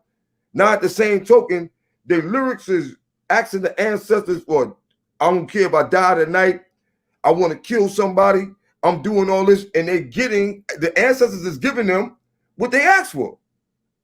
Yeah. You know what I'm saying? A lot of that music they playing, you can play that music backwards. And you're not supposed to be able to put no music on and run it backwards and it starts saying words to you. There's something wrong. And the thing about it is that what you saying is fact, because Isaiah 55:11 says this: if you speak it, God can make it real. Yeah. You see what I'm saying? And what happens is that you speaking things into existence. You speaking this nonsense to existence. And that's why it's coming back, you know what I'm saying, on people like that, because they speaking into existence. You know what I mean? We're repeating this negative thing, and then what happens is they say, now I'm glad we all in the same age group. They said, you know what, yo, I need this music to get charged up to go put in work. Now I remember as a youngin, niggas was listening to Earth, Wind, and Fire to go put in work. Niggas was listening to Frankie Beverly to go put in work. You know what I'm saying? You didn't see what I'm saying? So you know what I'm saying? You so throwing flash. Exactly. You see what I'm saying? So exactly. So you know what I'm saying? You ain't had to get charged. You just had to have a heart. Mm-hmm. You follow what I'm saying? You just had to have a heart. So what happens is that like I said, what happens is this is the problem with hip hop and music and the culture itself. The young people say that these rappers are describing the streets. These rappers are not describing the streets. These rappers are redefining the streets. You understand what I'm saying? And what happens is they redefining them. You know what I mean? Because what happens, just like you say, there's no more unity. There's no more, you know what I'm saying? There's no more cohesiveness. We're not able to get along. You know what I'm saying? Because everybody's still talking about each other in all these negative ways, and everybody wants to be a rapper. The reason why everybody's now what happens is, now let's look at the game. All these young boys want to be rappers. How many rapping jobs is out there? Say it was 25. I say it's 30 of them. Maybe 50. Give it 50 good rapping jobs. I give it 100. Yeah. So how you got a million all our children trying to get 100 jobs? You see what I'm saying? Then you got the other rest playing basketball trying to get the other 100 jobs. You know what I'm saying? So what happens? God. No, so what happens is we funneling our children. We not giving them the keys to success. We not giving them, but they're picking it up on their own. They picking it up on their own, and they cramming themselves into industries that are already saturated. These industries are already saturated. So what happens, they're not using their ingenuity to try to find another way to make money. It's just like when we was on the street. If everybody was doing this, well, let me pick up this. Let me get that. Let me see what else is popping. Let me, whatever it is, use some type of ingenuity. You see what I'm saying? Back in the day, like I say, sometimes I don't really like talking like that. We used to say coke and dope money. Make sure you got one more than one flow. What they in marketing, in economics, they call revenue streams. That's called revenue streams. It's all about linguistics. It's all about knowing the language. We say it in one way in our community, and they say it another way in their community. You see what I'm saying? But what happens is we get mesmerized with the words. Don't get mesmerized with the words. Get a true meaning of understanding. Just like what one young lady said, knowledge, wisdom, and understanding. First you got to know it, then you got to learn it, then you got to understand how it performs. You see what I'm saying? So what happens is we not exercising this. You know what I'm saying? Because what happens is, just like what the brother said, we dressing our kids up, pushing them out 15 years later, whatever, and they cool fools now. They cool fools now, and they victims. But a lot of this, it come from systematically us being taught like that, and then us being taught like that, our parents being taught like that, and then we teaching our kids like that. But a lot of us caught it in our age bracket and teaching our kids other than. See, our parents taught us to go to school, get the big college degree, do all that, and then go work for somebody and get a good job. Right. That's how we promote our kids. To our kids, we promote our kids to go to school, get you a good degree, and then go open you up a business and use your degree that you went to school with. Big difference than somebody teaching you to be a worker and somebody promoting you to be an entrepreneur from the day one. Exactly. You know, and you're correct. See, what happens is, and this is what, now let's go back to some history. Now we talk about Black Wall Street a lot. A lot of people reference Black Wall Street. Well, what happens is that there were a lot of black communities. First of all, it's a city of thriving black community called Baltimore. Yeah, well, look, Baltimore was one of the most thriving black cities in America. You know what I'm saying? The black men in Baltimore even had their own dock workers and stuff like that. You know what I'm saying? They had all these businesses, broom businesses, and manufacturing. Because you have to get into manufacturing. See, everybody talk about money, but you got to get into manufacturing. When you make something, you can put the price on it. You see what I'm saying? When you make it, you can put the price on it. Now the thing about it, now it's the raw materials. How do things go to raw materials? All right, so what happens is we have a city called Baltimore, which was one of the blackest cities and one of the most thriving cities once upon a time in the United States. You see what I'm saying? But capitalism, see what happened is capitalism and come up next to what you're doing and break it down. It'll destroy it. And how we see it happen before our eyes, right? There used to be these things called pizza shops. Now it's Little Caesar. There used to be these things called hardware stores. Now it's Home Depot. There used to be these things called stationery stores. Now it's Staples. There used to be these things called pharmacies. And now it's Walgreens and the like. So corporate America, the gangster, pushed up on everybody. See, they see what you're doing. They just like the streets. They see what you're doing and say, yo, we're going to put our couple of dollars together and we're going to go push up on them. You follow what I'm saying? Mm-hmm. So we don't understand it. It happened right before our eyes, but we don't understand it because we too worried about what Wanda doing downstairs in the next building. We too worried about this, that, and the other, what's going on, you know what I'm saying? And on a smaller scale, on a petty scale, instead of trying to lift each other up. The thing about it is we got Christians. Everybody say they're Christians, but you know what the Bible said? Don't be a busybody. You see what I'm saying? Don't be a gossiper. You know what I'm saying? But what happens is, so you know, we run around our neighborhoods being busybodies and gossiper, and then, you know what I'm saying? And we ain't getting nowhere. You know what I'm saying? We busybodies and gossiping about the wrong thing. You know what I mean? Yeah. And we busybodies and gossiping about being mediocre. We celebrating being mediocre. You see what I'm saying? We celebrating. Never celebrating our own people. Like we can't. Exactly. We need to come together as black people, and we don't need to look for no hero.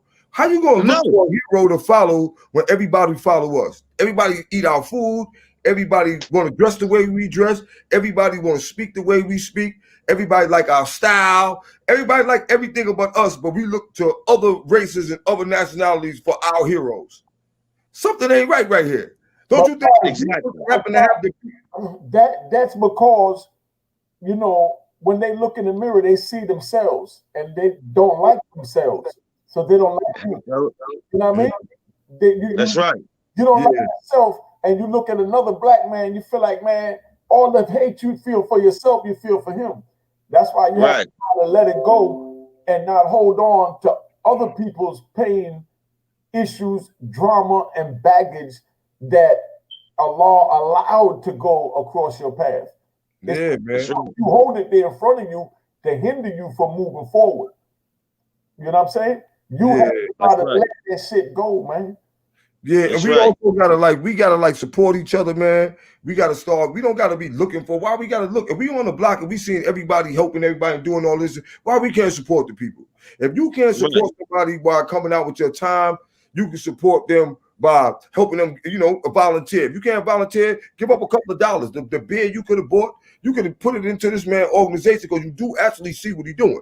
He could go buy books. He could go do this. And he may have to take a $275 train ride to go over there and help and save somebody's life.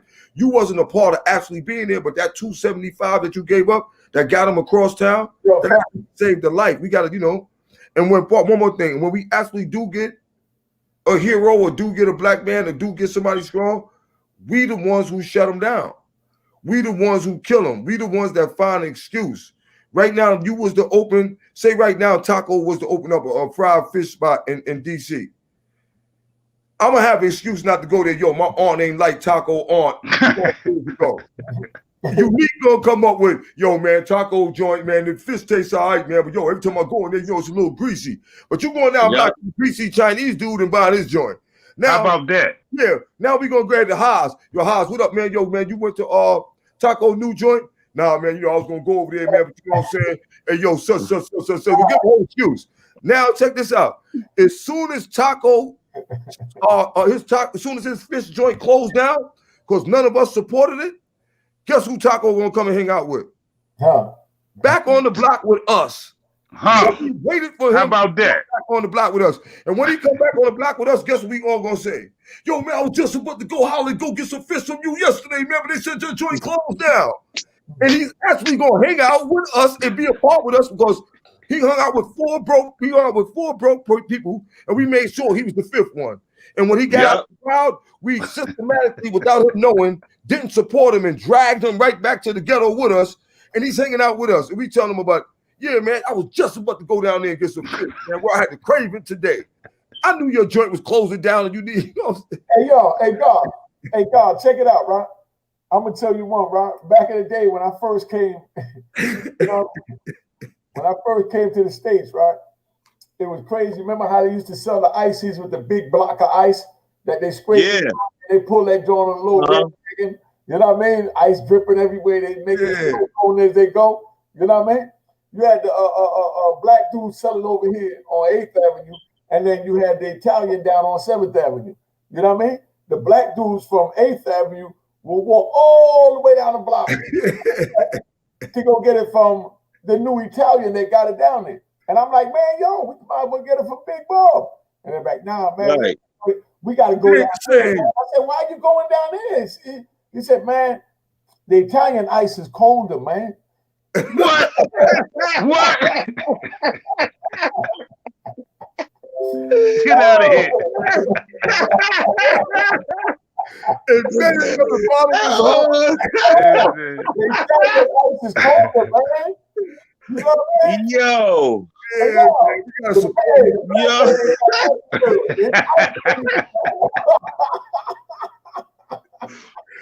Oh my God. Hey, yo, bro, that's the black mentality. Come on, man. We're fine. On ain't like his on. You ain't know your on. Hey, yo, nah, I can't buy from Cape On joint because, you know, he ain't no roster and he twisted his joint up. Yeah. Hey, yo, the only reason I started growing my hair at 50 years old, because I didn't know, because I always had a bald head, because that was my style. Yeah. So one day I started letting my hair grow, and everybody started coming to me and saying, yo, your hair can grow? Now, what would make you think my hair can't grow? They say, because you always had a bald head. You always had a bald head since we was young. Yeah, because I was a kid. Right. So I said, man, you know what? I'm going to let my joy grow, and then when it go out, man. Hey, yo, okay. Look, all of us, we got to thank God that we got some hair. Thank Allah. Hey, amen. All right, look. This is what we going to do, right? In 2 minutes and 20 seconds at 1:30, because I'm watching the time on the joint, right? We each gonna tell a different, just for the youth to hear the bullshit that we went through. You know what I mean? No, they ain't worth it. We each gonna tell a story. You know what I mean? From back in the day, whether it's about a club, a party. We tell about a party. You know what I mean? Okay. We tell about a party. Each person give a back in the day party about their neighborhood where they came from. All right? And I'm going to slice this off separate by itself. Who want to go first? Somebody want to go first? Or y'all want me to go first? Somebody want to go first? Who want to go first? Who want to go first? Go ahead, Bron. Give us a nice club party from back in the days in the 80s. We want to back in the days for the new jacks listening. How we Peace and blessings, man. K-Born Rivers, man. I'm going to tell you one day, because I'm from 183rd. Man, I was walking up the block. I had to be about like 15 years old, man. And this back in the days when we used to be running around. You know, we was criminals back then. So we was running around trying to snatch chains and all that on Fordham Road. And we was on Fordham Road acting up. Crazy 80s was open and all that. And they ran us off Fordham Road. The guards came out there. This when the guards, you know, the older brothers was really responsible for the younger brothers. So the guards came out there. It was like, yo, man, I know your brothers ain't out here trying to steal nothing on Fordham Road. Of course, we had to lie to the big brothers. Nah, man, we just out here doing the brothers ran us off, which was the best thing that happened. They ran us off. I walked down the block. We walked down Webster from Fordham. We got to 183rd, walked up. All we heard was music. We like, man, what's going on? What's going on? We got to EBB Park, which is on Valentine and 183rd between Valentine and Raya. We got up in there, and it was the Cold Crush Brothers in the Fantastic Romantic Five, because they all used to live down the block. Him, Waterbed, Cab, all them. And they were standing up and they had the basketball out there, Grandmaster Kaz, everybody. And, you know, us being young, we heard of them and we always knew them. We knew who the Cold Crush was. We knew who the Fantastic Romantic was. But we didn't know what was going on. And you don't happen to be right there on 183rd. And after all the things started going, we seen the cameras. I met one of the a dude that I know to today, Charlie Ahern. And that was the day that they was making the movie Wild Style. So, you know, all the brothers that know, if you want to go back to hip hop and you want to go back to the original first hip hop movie with Busy B and all them, Double Trouble and everybody, that was Wild Style. And I just happened to be blessed and happened to be the day that I walked up there, man, and I happened to be a part of that. And, you know, and at a young age, you know, 12, 13 years old, and, you know, seeing all the legends right there and all of them doing their thing. And you know, then as years go on, actually get to see that's the first hip hop movie. You know, that was one of my first time, you know, hip hop classics that I got to put that out there. Okay, all right. That's what's up. That was a good one. I like that. You ready for the floor? We want a good DC story. Can we get a good DC story to come? Take the mute off. I'm gonna pop off. I'm gonna let you have the floor and give us a good DC story about, you know, something that happened back in the days in the club. First time a go-go, whatever you want to deal with. You ready? Okay, can you hear me? No, not that good. Say it again. No, back up. Can you hear me? Yeah, now I can hear you. Yeah, just be like, you hear me? Yeah, perfect. Okay, yeah. I'm gonna tell you, like, it wasn't like a club, but I'm gonna tell you it was an event back in like 87, sometime like that, where you know, I had my little youngins, and I'm saying, you know, I had like about 10 little youngins that we had did like a graveyard shift, and I told them, you know, if y'all bring in that number, then I would take y'all up Georgetown, take y'all shopping, and then get a limo so we can go to Kings and Million, because down Kings and Million it was Patti LaBelle. She was down there. So all of the big time, all the niggas that was getting money, all the big timers was down there. So I told them we gonna go down there and impress these niggas. I said we gonna come in this limo. So after we went to Georgetown, went shopping, you know, we went down there. Then, you know, I got like 6 rooms at the hotel.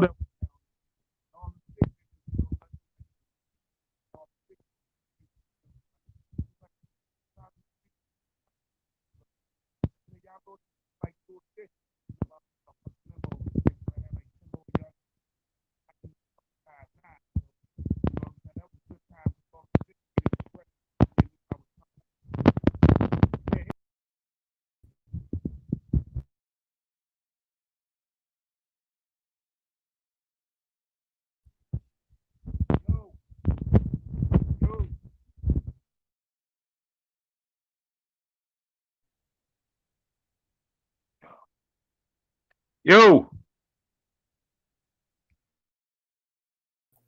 Oh, you can't hear me? My bad. Yeah, you can hear me now? Now your mic is mute. 2 old men over here fiddling with the mics. God damn, man. Hey, yo, we look good, though, dog. Hey, yo, we look good. You know what I mean? Hey, yo, unmute your mic, son. Your mic. Unmute your mic. Yeah, man, this joint. Can you hear me? Now, yeah. Now we can hear you. We couldn't Yeah. So you ain't hear none of the story?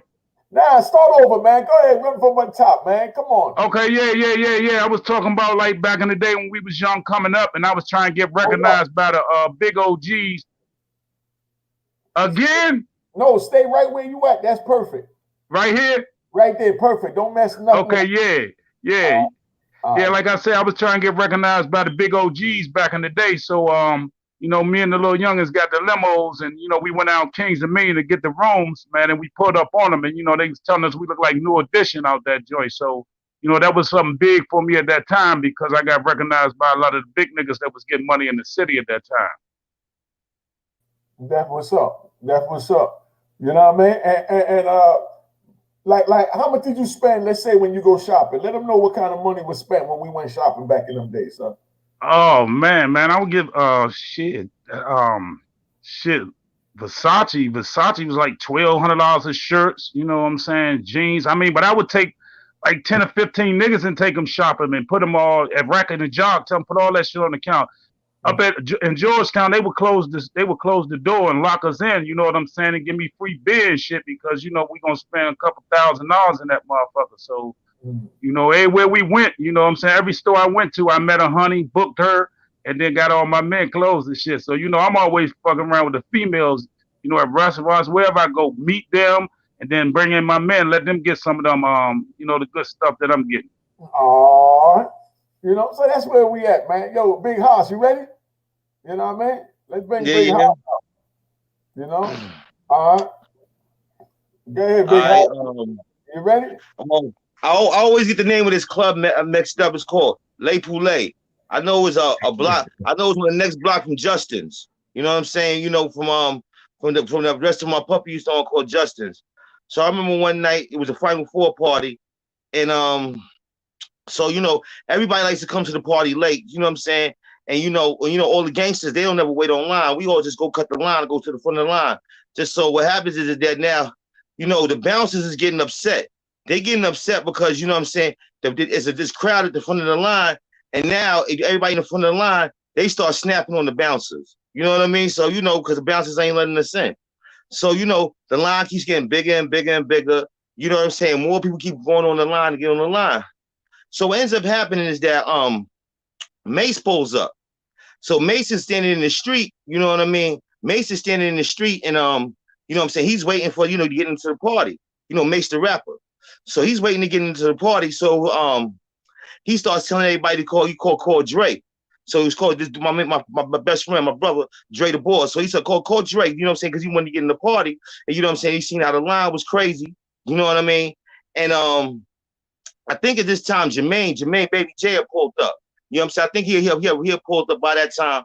You know what I mean? And so what happened was now everything is going crazy. Everybody want to get inside. The party's rocking. You know what I'm saying? You know, you can hear the music outside. You know what I'm saying? Mason said he's standing outside now. And so what happens is that, so Mason sends somebody go inside to go get Dre. So Dre the boss comes outside. You know what I mean? Finally comes outside the party. So what happens is that now Dre the boss goes over and talks to Mace. So everybody on the line says, I bet you Mace ain't buy a ticket. I bet you Mace ain't buy a ticket. You know what I mean? So now we start snapping on the bouncers. Everybody's going crazy because, you know what I'm saying? Because I think at the time they let Mace in. They took him around the back to let him in. You know what I mean? To let him in the club. So now we keep snapping on the bouncers. So we just waiting to get in the club, but the line's not moving. The line's not moving at all. You know what I'm saying? Eventually the bouncers got so mad at all the jokes that everybody was saying about them at the line, they closed the gate.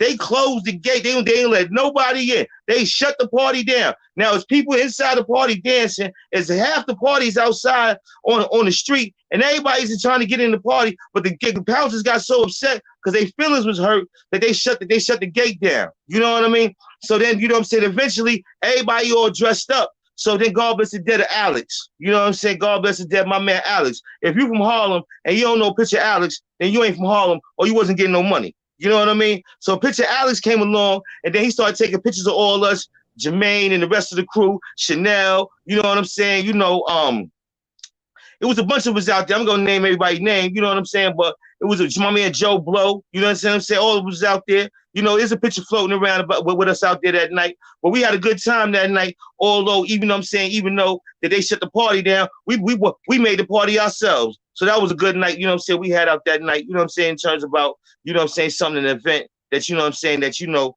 that was unusual. You know what I'm saying, it seemed like it was going to turn out bad, but then actually it turned out being a good night anyway.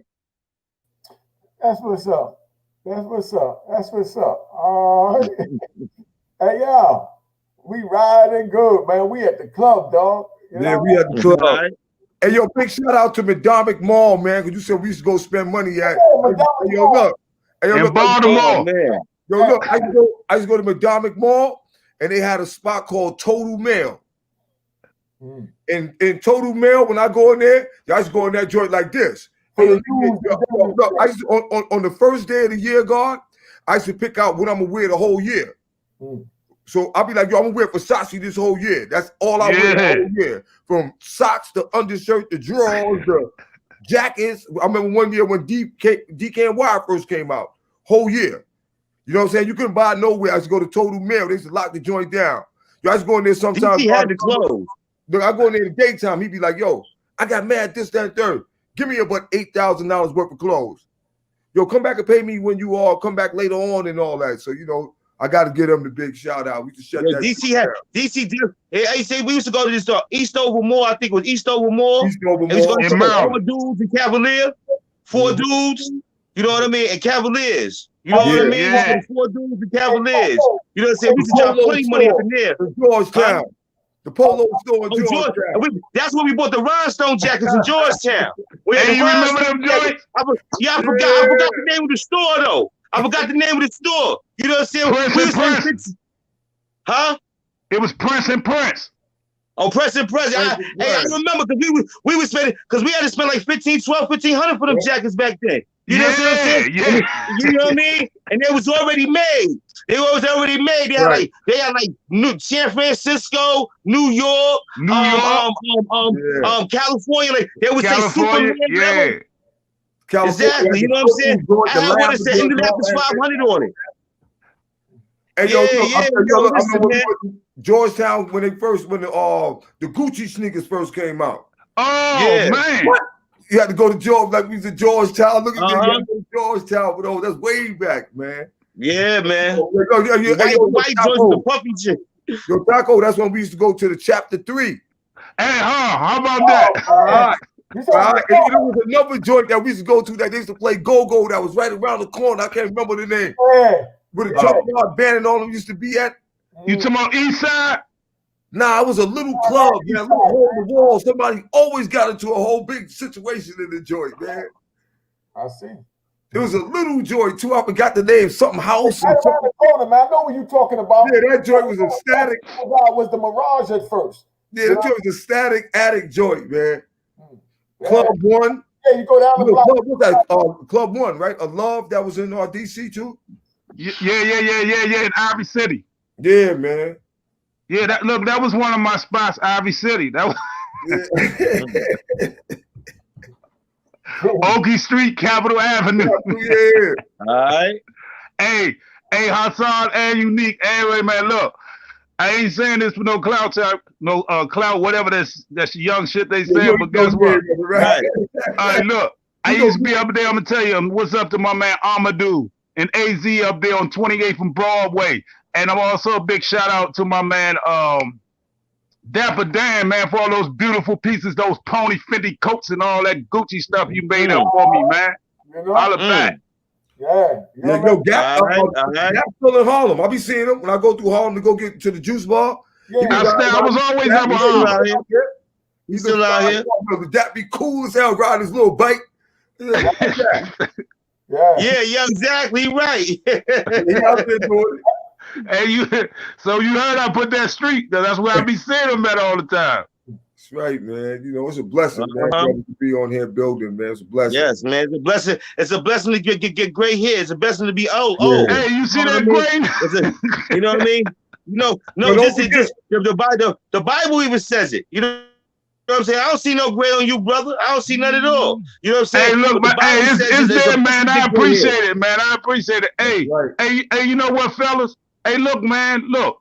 I mean, this is my first time, man, and you know what I'm saying? I've been passive. I mean, somebody keep beating me and shit, but you know what I'm saying? But us four, man, and I'm saying, man, Unique, man, I'm saying we all need to sometime come together, man, and do something like in an auditorium where we get to have other people come, man, and we networking like that, man, where though men can talk to other men, man, and help other men out, man, in life, man. That's right. That's right. Do it as soon as they clear this pandemic up a little bit so we don't get killed. I'm too sexy to get killed, dog. Hey, yo, Taco, before the record, ain't nobody beeping you. Yeah. I mean, Tex, man, you know I'm old as shit. You know? You know I'm old, man. Hey, yo. Hey, I tried to spare the OG, son. You know what I mean? Yeah, All right. I inked it, you know? That's right. Hey, yo, don't forget, we the ones that everybody said that we ain't gonna live to be over 21. You know? For real. All of us over 50. real. Man. Thank Allah. For real. That's right. That's Thank right. Allah. That's Give right. us a That's shout right. out. That's right. That's right. We the never That's gonna right. live to be 21. So. That's right. Still got your sanity. Still got your Yeah. faculty. Hey, how about that? Still able to teach the youth. You know what I mean? Hey, yo, listen, man. It all starts from knowledge, wisdom, understanding. Got to have your culture freedom, your power refinement, your equality, your God.